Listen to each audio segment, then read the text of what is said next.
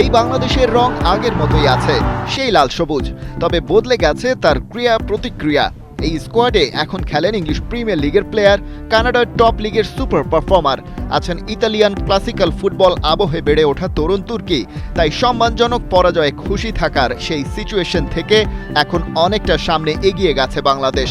ওরা ভারতের মাঠে গিয়ে স্বাগতিকদের চোখে চোখ রেখে লড়াই করে সিঙ্গাপুরের বিপক্ষে মাঠে নামে ফেভারিট হিসেবে। কিন্তু গেল ম্যাচটায় হামজা সৌমিত্রা ছিল পরাজিতদের কাতারেই। তবে হংকংয়ের বিপক্ষে তেমনটা কোনোভাবেই হতে দিতে রাজি নয় বাফুফে ম্যানেজমেন্ট। তাই তার আগে প্রস্তুতি হিসেবে সেপ্টেম্বরের 1 থেকে 9 তারিখে ফিফা উইন্ডোতে একাধিক প্রীতি ম্যাচ খেলে নিজেদের স্কিল ঝালিয়ে নিতে চায় দল।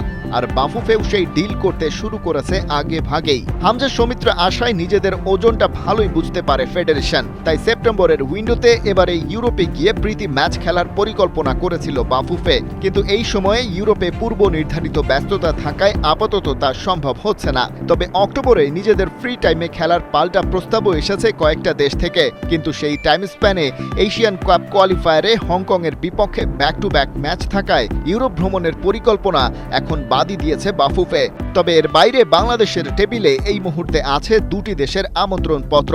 নেপাল জানিয়েছে তারা 2 ম্যাচের একটা দ্বিপাক্ষিক সিরিজ খেলতে চায়, তবে শ্রীলঙ্কাটা বেটার অপশন, কারণ তারা পরিকল্পনা করেছে 4 জাতির টুর্নামেন্ট আয়োজনের। বাংলাদেশ সিদ্ধান্ত নেবে স্বাগতিক লঙ্কার পাশাপাশি বাকি 2 দেশ কারা হবে সেটা নিশ্চিত হওয়ার পর। আর সেকেন্ড অপশন হিসেবে নেপাল তো থাকছেই। তবে নিজেদের এই প্রস্তুতি পর্বটা সাউথ এশিয়ার বাইরে নিয়ে যেতে চাইছে বাফুফে। তাই সেপ্টেম্বর উইন্ডো টার্গেট করে বাংলাদেশের পক্ষ থেকে চিঠি গেছে মালয়েশিয়া, ইয়েমেন আর আফগানিস্তানের কাছে। বাংলাদেশ মালয়েশিয়া গিয়ে খেলতে চায়, আর ইয়েমেন বা আফগানিস্তান রাজি হলে রাজনৈতিক পরিস্থিতি বিবেচনায় ভেন্যু হতে পারে মধ্যপ্রাচ্যের কোনো এক দেশ।